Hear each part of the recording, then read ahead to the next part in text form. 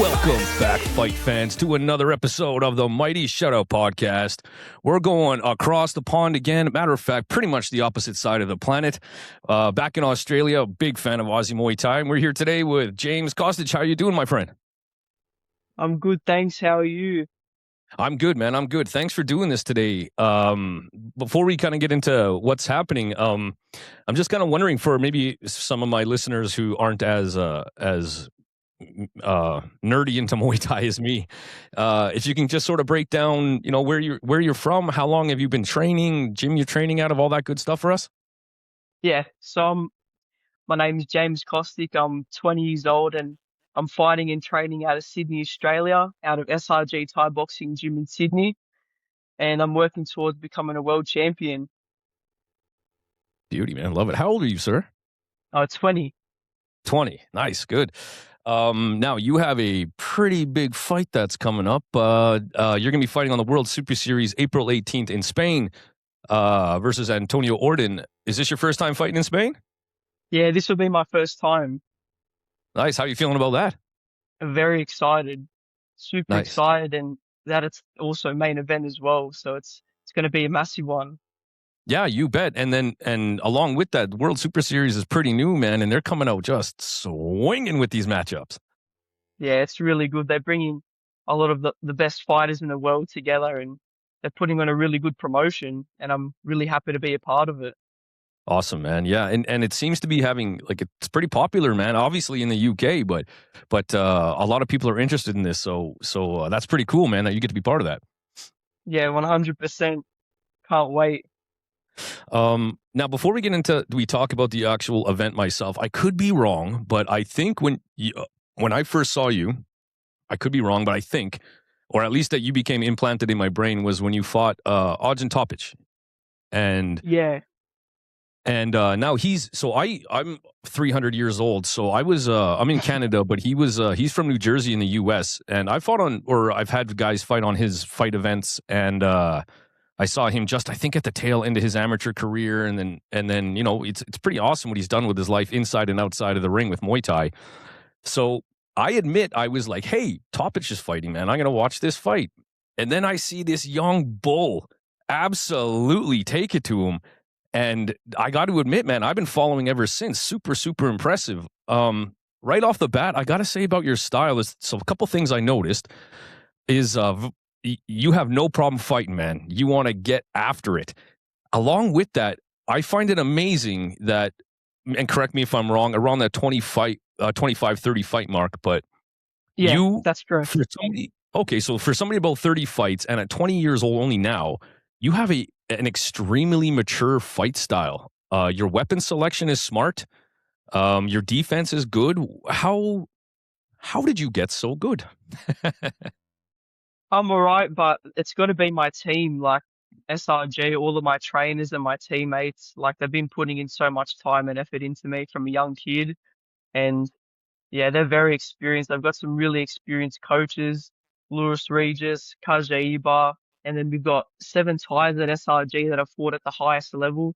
So I'm always learning with them, and they're always pushing me to be the best that I can. And yeah, like, fighting Topic was a great opportunity. Like, I fought him last year, beginning of last year, January. Right. And yeah, it was a great fight. I knew it was going to be a big step up for me, and I just left it all in the ring. I gave it my best, and I listened to my corner and got the win. Also, like, a funny thing too, when I first started Muay Thai, I used to actually watch Topic. I used to watch his breakdowns and his videos on YouTube, and then to actually fight him was pretty unreal. So it was pretty crazy. But I'm happy to get the win, and it was good sharing the ring with him. So, in all honesty, then, was that something at all in the back of your mind when you were in there? Like, holy shit, that's really him. Yeah, like, when I got in there, I'm like, you know, I couldn't believe that I was actually fighting him. Like, I've only seen him on social media and through videos, and I've watched his fights, and then to be in there with him was just unreal. And not only that, man, but fighting on the RWS and everything. How was it? All the graphics and everything, was it pretty cool fighting and seeing all that at the side of your eye? Or I suppose you might have been too busy at the moment, but how was it just being part of the RWS and that whole thing? Oh, unreal. I loved being a part of RWS. It's the Nice. best show and the best atmosphere. Like just the energy in the crowd and the stadium. I loved it. And I can't wait to get back there again. Nice, man. And you've had about four fights on there? Yeah, I've had four. Yeah. Yeah, nice. And correct me if I'm wrong, 4-0? Three wins, one loss. I 3-1, one lost my loss. last fight. Oh, right. That's right. Right. That's right. Um, what would you say? So let's talk about the now. Again, in my opinion, from the other side of the pond, according to what Instagram and all this fun stuff tells me, is without trying to stroke you too hard, but you're certainly getting noticed on the Muay Thai global scene. Yeah, as of the last year per se. How did this opportunity coming to Spain come your way? So Josh, the matchmaker, he actually reached out to me last year saying that he wanted me to come to the UK and to fight Hmm, December, but I couldn't fight because I fought on RWS beginning of October, and then I had a little break after the fight just to rest my body and get it ready for next year. But yeah, he reached out with the opportunity to come and fight, and I told him about like my coach Lewis, he manages and he books my fights, and I gave him his details, and then yeah, Lewis told me like they want you in Madrid, Spain, to fight Antonio, and I said, I can't believe it. Let's do it. So nice. yeah, so Josh reached out and that's it. That's how it happened. Awesome. How did Muay Thai? By the way, again, other side of the planet. I absolutely recognize SRG in my opinion as definitely one of the standout gyms in Australia, and there's many. Um, outside of I do like UK style Muay Thai. Outside of Thailand, though, Australian Muay Thai is my favorite. I find, and I'm not knocking anyone or any country or nothing. I just find it tends to keep that traditional flair, and because you guys speak English and not the accent, but I just like how Aussies explain things. To me, it's awesome. I like how you guys talk about fights and you keep it traditional. So I'm a very big fan of Australian Muay Thai. How did you find Muay Thai? How did it come into your life?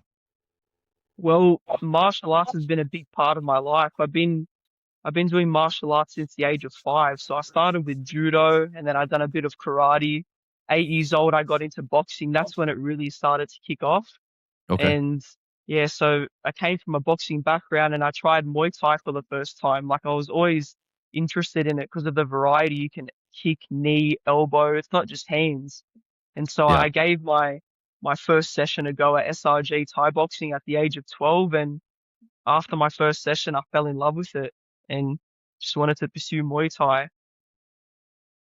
Awesome. So there wasn't like was it a conscious move or was it just like I don't know, I'll give it a try, or was that something you're like, hey man, I want to do this, let's go give it a go. Yeah, it was more like I wanted to give it a go because I always used to watch like a bit of Muay Thai when I was boxing. The goal, because I was always doing martial arts because I had one goal of being an MMA fighter. I really wanted to get into the MMA and I looked up to George St. Pierre a lot. I wanted to be Sure. exactly like him from a really young age. But then as I started to box and watch a bit of Muay Thai, I just fell in love with stand up. And at the time, my mum and my sister were actually training at SRG. So they were already there. We had that connection there. And they're Huh. also pretty close to where I live. So I always used to drive past and have a look at SRG out the window or just have a little peek. And then, yeah, I decided to have my first session at the gym and I fell in love with it. I just love the variety in Muay Yeah. Thai. And I really like the like I've been doing it a long time, but like the when you look at it, there's just an effective rawness when you're watching it that just doesn't look like any other combat sport. Yeah, it's a brutal sport. Yeah, It's you bet, so man. exciting to watch. Yeah. Yeah, especially nowadays, man. I mean, you certainly caught Muay Thai at a good time, man. It's all over the place now. Yeah, Um, it's growing rapidly. Yeah, it should yeah. be bigger though. I think it should be much bigger, Muay Thai. So, okay. But how do we do that? In your opinion, of course, I'm not saying you know they have the answers, but in your opinion, Like, how do we do that? like the same level, like how boxing is, how big boxing is right now and how big MMA is in the world. I think Muay Thai should be up there as well. It's growing there and it's getting there, but it's just so exciting and so many of the fighters are putting their lives on the line and starting from nothing. A lot of the Thais, they're doing it their whole lives from young kids to support their families. And yeah, I really want it to be a really big sport, just as big as boxing. Yeah. Well, and I'm such a I'm such a Muay Thai nerd that I'm like, if you like boxing, then you would love this way more. Like, there's more Yeah, stuff you get to use, you know. Um, no, what I can say is, being from Canada, I can tell you that one of the roadblocks that we have, and this might sound crazy to you, I don't know, but we still have provinces, you know, like states, provinces in yeah, Canada where Muay Thai at a competition level is still illegal. really. I had no idea. Yeah. Yeah, and don't get me wrong, I know things are changing around here, but it's hard to get professional Muay Thai here in Canada. And so places like I'm not that I'm shitting on my own country here or nothing, but it makes a difference. It's a harder, we're so far from Thailand, you know, it's like that when you bring Thais over here, we treat them like mystical dragons. Like, holy cow, you Yeah, found a real Thai. You know, for example, that's obviously going to be holding a place like Canada back. Is if we can't even compete legally, how are we going to compete with the rest of the world? If we can't even compete with each other. But yeah, I couldn't agree more. Is Muay Thai something you'd like to see happen in the Olympics? yeah. That'll be awesome. I'm pretty Yeah, sure they were gonna try do like a last one I think. trial. I think. Yeah, I'm pretty sure. Correct me if I'm wrong, but yeah, I think they were trying to push for it in the Olympics at one stage, yeah. getting I Muay Thai think. in the Olympics. But I'm not sure what happened. Yeah, me neither.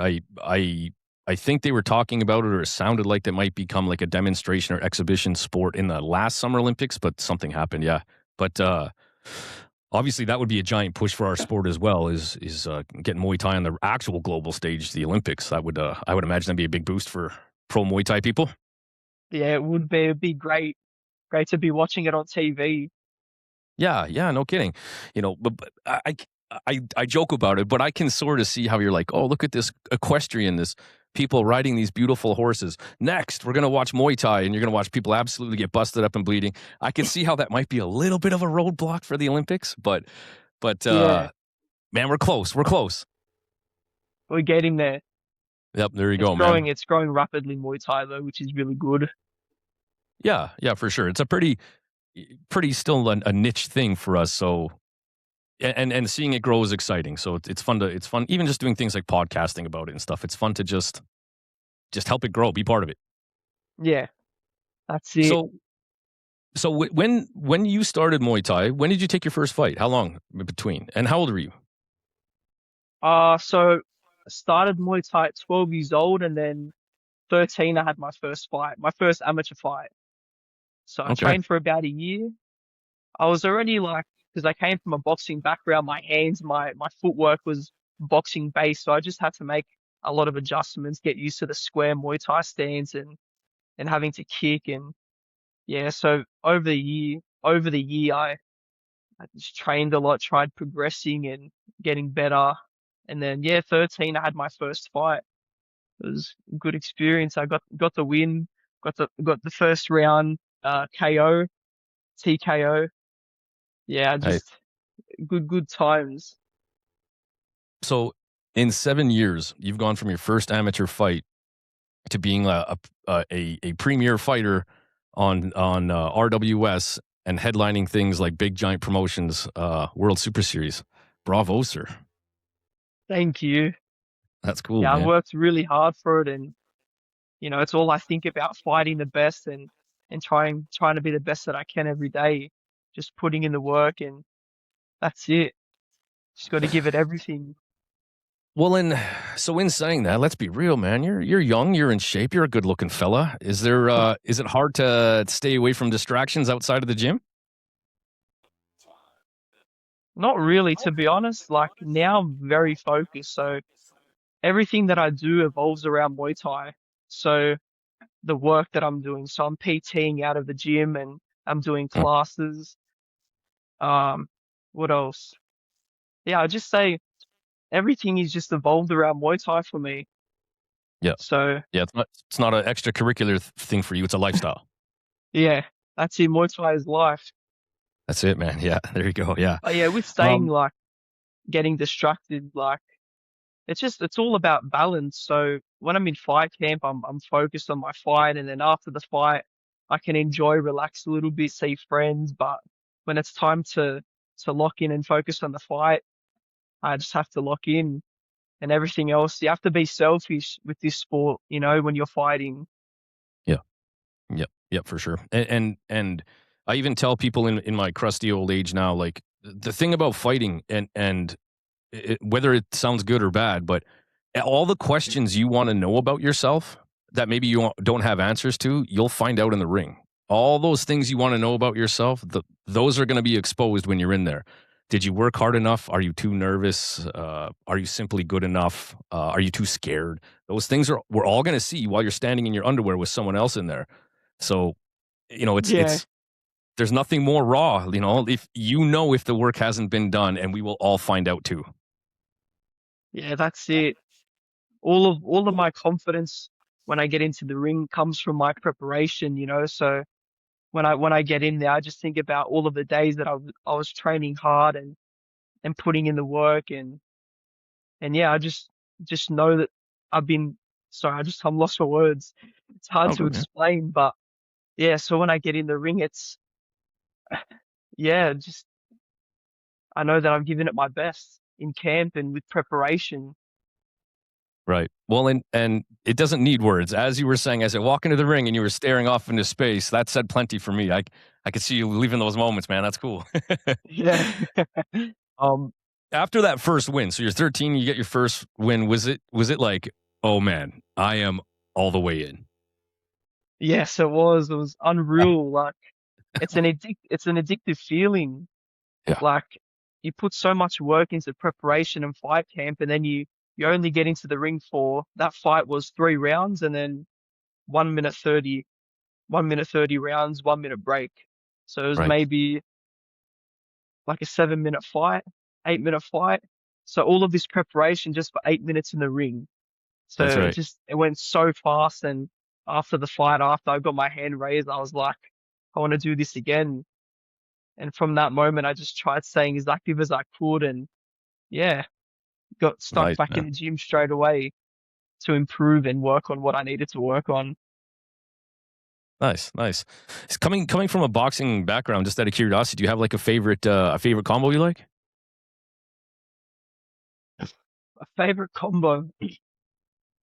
Not really. I like picking my shots. So I like picking my hands. I like seeing where the openings are, and where the openings are, I'll shoot for. But Mm.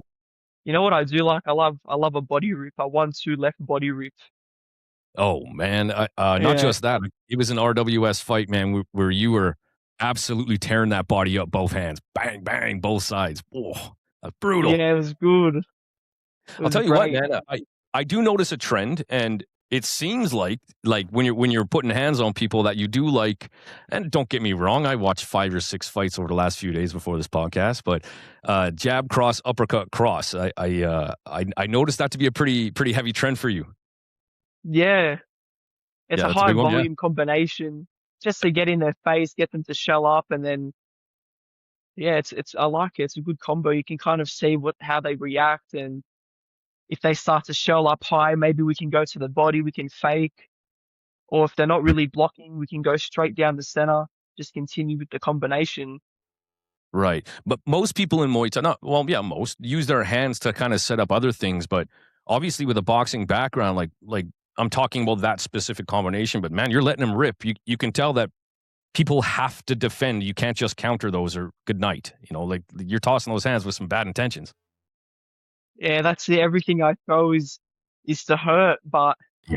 yeah, I love using my hand, but when I fight, like it all depends on my opponent. Every fight is a different fight. If Right. if I know my opponent's kicking a lot, so they're a kick dominant fighter, then I've got to be a little bit careful with my hands so I don't get kicked on the way in, or I don't get kicked when I finish my combination. So it all just depends. Like for example, my last fight I fought a couple of days ago on 1774 Muay Thai series here in Mhm. Sydney. I fought a really like crafty southpaw with a good left kick and a good left cross. And so I couldn't really close the distance. I felt like it was hard to close the distance with my hands because I'd get left kicked and he'd want to Right. move away and win the points. So it really just depends on my opponent and their style and and I just have to make adjustments with my Yeah. hands. Yeah, for sure. Are you are you somebody who sticks no matter what to the game plan, or are you willing to make? I know we have to as fighters, especially top fighters, but are you somebody who's willing to like, hey man, I'm going to switch things up kind of mid round if it's not going your way, or are you somebody who's like, listen, my corner says this, so that's what I do? Yeah, I always listen to my corner. So we in fight camp we plan out things that I should execute in the fight and try. And then in the ring I'm always listening to my corner because they can see everything. They can see the whole fight and they can see where my opponent's weak and where there are openings and what's working, what's not working. So when I go back in between rounds and listen to my corner, I get the advice and I go straight away back in. Yeah. Yeah, nice. And I try to explain it to my fighters too. Like, of course I'm watching you when I'm in the corner, but I already know you. I'm watching them. I'm watching for Yeah, their patterns, the things that they're doing. I already know what you're gonna do. I'm watching them. So allow me to watch them and then let me give you that information. So yeah, it's I agree. It's corners where you and your corner are living the exact same moment, but with very different stories to tell. yeah, definitely. Yeah. Awesome, man. How would you describe your fight style? My fight style, I love being exciting. I love coming forward aggressively but smart. Yeah. Not crazy. I love taking my time with my attacks and picking my shots and yeah, just being exciting. And I love using my hands. Use them at the right time and my hands and elbows. Yeah. Yeah, you bet, man. Up in I've been paying attention, I promise. Um, why how did you find that style? What do you like about being exciting and throwing with bad intentions? Is that just what you know, or is that a specific style that you want out of yourself? It's honestly what I know. It's what comes out naturally Yeah. whenever I'm sparring or whenever I'm doing pad work. Even from my first fight, just coming forward was a natural thing for me. And over time, I've adjusted just to be a little bit smarter with it. And yeah, I just want to make the most of it. All the time I've got in the ring, I just want to get straight to the action, make the most of it, be exciting. Yeah. Yeah, no, I hear Yeah, you, man. It's and I think, like I said, your style is very mature. Like it's certainly aggressive, but not overly aggressive. I think you pick your weapons very well. Yeah, man, it's a for someone like me that it's a my kind of fan favorite style. It's aggressive, it's action, but it's still beautiful technique, and I just think that's really impressive, man, for someone at 20 years old. thank you, Jason. No, man, you bet, you bet. What now I did watch a fight last night. You fought a Thai on I think it was a Rebellion show.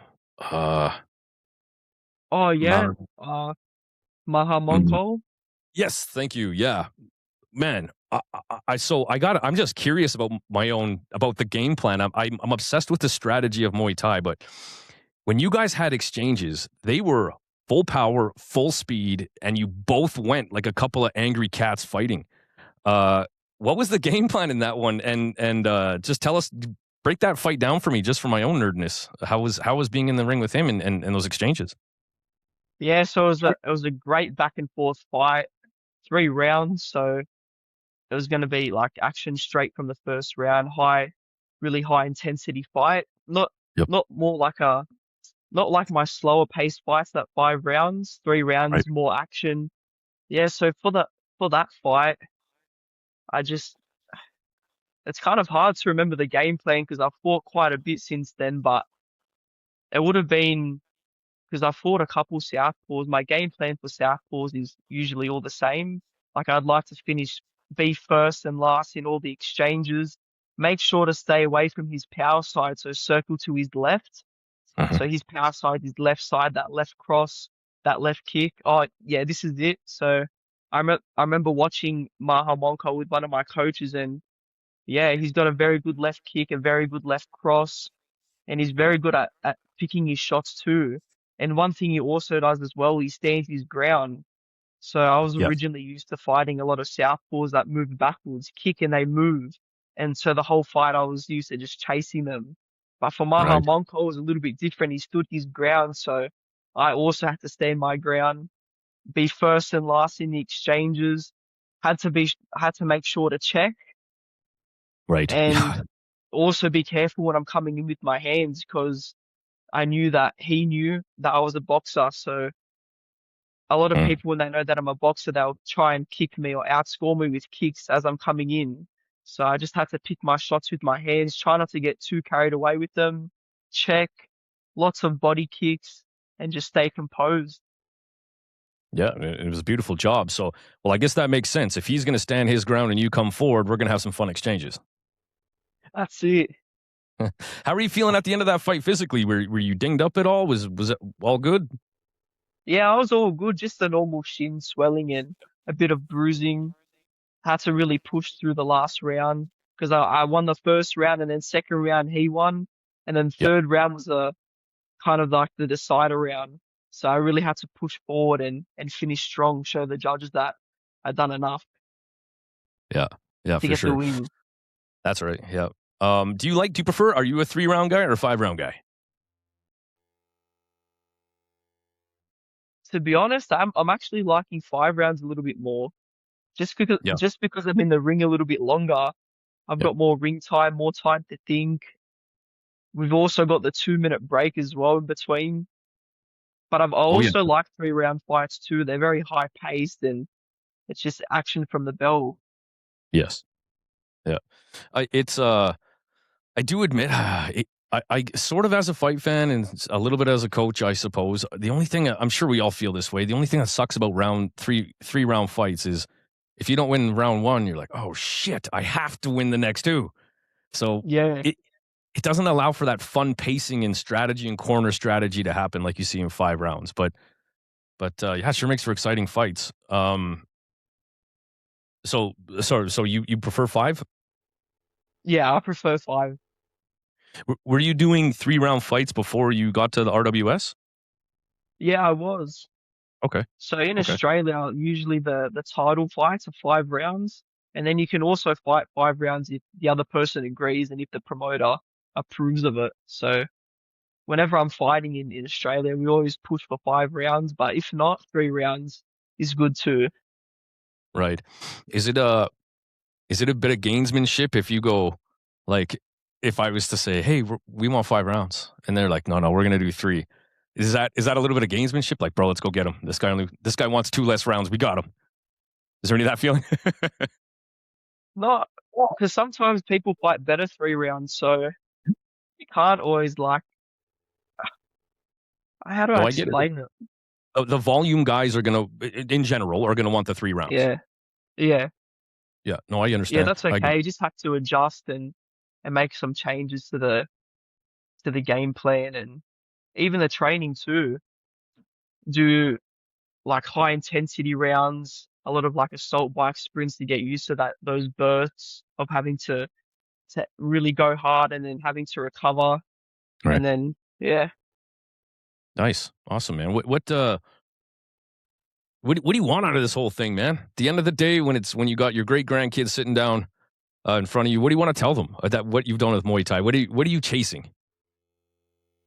I'm chasing to be the best in the world, a multiple time world champion, to have my own gym and just to have grown the sport, being an Australian star that's grown Muay Thai.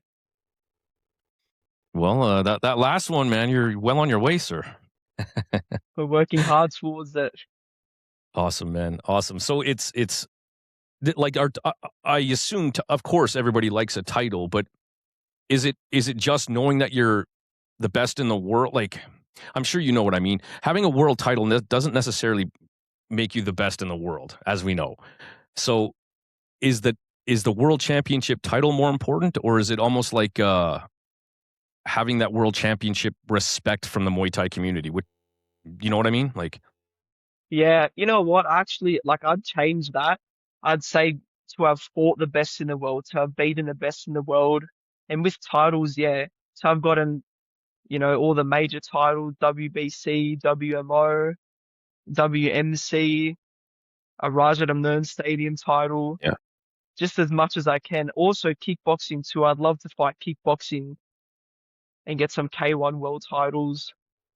But Nice. yeah, So we're working so they towards all they it. all go on one plate. If you got the belts, you're the best. Yeah, and you want both. That's it. Greedy. Just joking.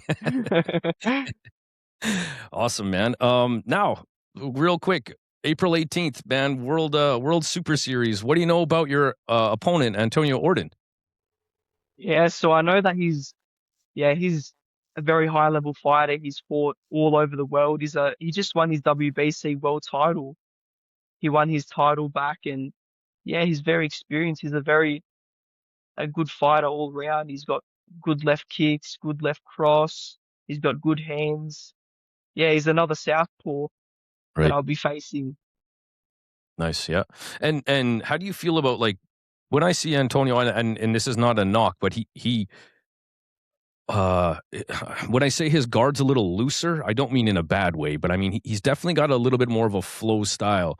So a little bit of a clash of styles here. Is that how do you see this playing out, this fight? Is this something you think you might need to take your time a bit, and he's a pretty crafty fella, or just business as usual? We're fighting. Yeah, we're fighting, but yeah, he's crafty. Like, Yeah. I really need to pick my shots and use my right side, my right body kick, score from the very beginning, and and yeah, that's it. Listen to my corner in between rounds to see where good openings are and what they think is good, and that's it. Yeah. Just give it my all from round one. Yeah. Hell yeah, man. That's it. Um, Staying any extra time in Spain? I'm not too sure. Hopefully, I think I'll be staying for a couple of days after the fight. Can relax a Yeah. little bit, eat some food, and have a look Yeah. around with my coach. Spain. Yeah, Like, it's very I've never been, exciting. man. I want to go. If you need an extra corner man from the other side of the planet, man, let me know. 100%. Awesome. No, man, I always ask everybody these three questions, or this question. Who are your three favorite fighters of all time, and how come? Oh, that's a hard one. You bet. If they're not your three favorite, I always say three. I always think of, like, who are at least the first three fighters that come to mind, even if they're not your favorite, but the first three that come to mind. Well, the first one's Liam Harrison. Liam the I love Hitman Liam Harris. Harrison. I used to watch him when I was boxing, even before I started Muay Thai. I Yeah, used to love nice. how aggressive he was with his hands, how he was able to adjust and fight all of these high level ties that are very kick dominant. And yeah, still look up to him to this day and want to achieve just as many great titles and achievements as him. So yeah, Liam Harrison, he's got to be one of my one of my favorite fighters. But to be honest, Episode episode 100 of the Shout Out Fight podcast. By the way, no big deal. wow, that's awesome. Yeah, it was for me, man. Uh, I was, yeah, starstruck. that's awesome. Um, but It can be yeah, I any don't know. combat My sport, top by the way, three man. It can be boxing, MMA, anything. Like you mentioned, Georges St. Pierre, like any combat sport. oh, yeah, I'd say Liam Harrison. Hey, this is a hard one. You put me on the spot. Um, I don't know. Yeah, I'd say George St. Pierre's got to be there too because I used to watch him as a very young kid, Yeah, 5 years fellow old, six Canadian. years old. I used to watch him fight in the UFC and defend his titles. So he's big, massive inspiration to me. Nice. So Liam Harrison, George St. Pierre, and one more. Who else? Who else do I watch? That's really hard to decide. Don't worry, man. We can move on. It's all good. I'm not gonna not put this out if you don't come. Oh, you have to have three, or I'm not doing it. All good, man. All Yeah, good. I usually go through like phases. So I watch a fighter for like a couple months and then I'd go on to watch somebody else. So like Yep. at the moment I've been watching a lot of Michael Savas. He's an absolute Yeah. machine and I love how he uses his hands and just his style overall. So I've been Yep. watching him, and then before watching Michael Savas, I was watching a lot of Superlek, a lot of his old matches and Yep. fights at Rise of the Moon Stadium, and also Pakorn. Yep. Yeah, it's just there's so many fighters that I love watching. Yeah. Yeah. Awesome, man. Me too. Yeah. That's great. Um, if do you have any favorite Aussie fighters? Oh yeah, some some of my favorite Aussie fighters. Alexander Volkanovski. I Oh, love Alexander the him. Great. That dude. He's he's an inspiration. Is he And big? the Is he fact big that in Australia? he's massive. Yeah. Okay. Good. Good. Yeah, Well earned, he's a man. really Good. big fighter. Yeah. Yeah, Nice. what he's Love done it. for the UFC and all of the titles that he's gotten, and how old is he now? He's in his 40s, I think, and he won his uh, He's still a how old is champ. he? I think yeah, he's still Maybe a champ. 38, 39, but yeah, he's close, man. Yeah, If not, close to yeah, nice. 40, and yeah, he's got his title back, and he's fighting really well still. Yeah. Yeah. Good to see. Yeah. I cheer for him massively. Just for every reason you could think of. I'm sure you guys are the same. He's charismatic. He's a hardened man. He fights like, like his life depends on it. But, yeah, man, he's, I can see why you'd say that. Now I got a question for you. If you could have, it can be out of complete disrespect or it can be out of complete respect. I'll let you choose. If you could have one dream matchup fight, your phone rings. Hey, James, we got an opportunity. You're going to fight. Who would that be? Rod Tongue. Is that right, eh? That would be a dream. Like, I love That'd be, him. Yeah, Rod Tongue as well. He's another great fighter that I love watching. yeah, He's you so bet. aggressive and exciting.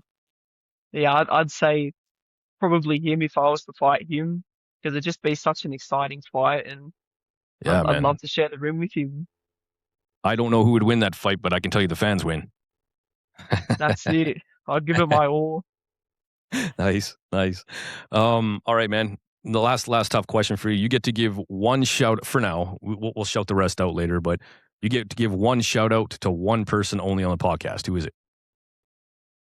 Lewis Regis, Louis Regis. my All right. coach, Nice. who's Shout taken, out. he's put so much effort into me as a young kid, and I wouldn't be the fighter I am today without him. And I really appreciate everything he's done for me. And it's still only the beginning. We've got so much more to do, and yeah, it's got to be Lewis. Yeah, nice. That's a good way to look at it, man. It's probably I don't know if it has, but at least from my point of view, maybe been a bit of a quick rise, but only just getting started, man. That's it. Nice. Anybody else you'd like to shout out?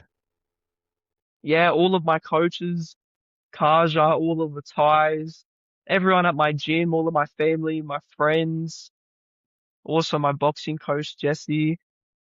Yeah, like I wouldn't be able to perform at this level and fight good without their support and all the work they've been putting into me. Like it really boosts me, and I really appreciate them all. Also my Awesome. team of sponsors, and yeah, there's so much Who that you got, goes man? Shout behind the them out. Shout them out. scenes. Who are your sponsors, man? Gym Lab, their disinfectant spray to help with your training gear, keeping everything nice and fresh and hygienic. Also, Haddad McPherson Lawyers, some lawyers based in Queensland, they've helped me so much. Organic Mushroom Growers, who else? WOTM Muay Thai, the best Muay Thai gear in Australia. Where's the Hong Kong? Who else? I've got to say, also Sports Lab, they've helped with my recovery, keeping my body in tune always for all of my fights. Muay Thai Store Australia, they're the store at SRG that sell all of the Muay Thai gear and apparel. Who else? I've got such a big team of sponsors. It's That's great, man. awesome. Yeah, that's also my dietitian Strive, all of the work behind the scenes with my diet and making weight, making all of that process easy. And yeah, that's it. Family and friends, Nice. everybody. Beauty.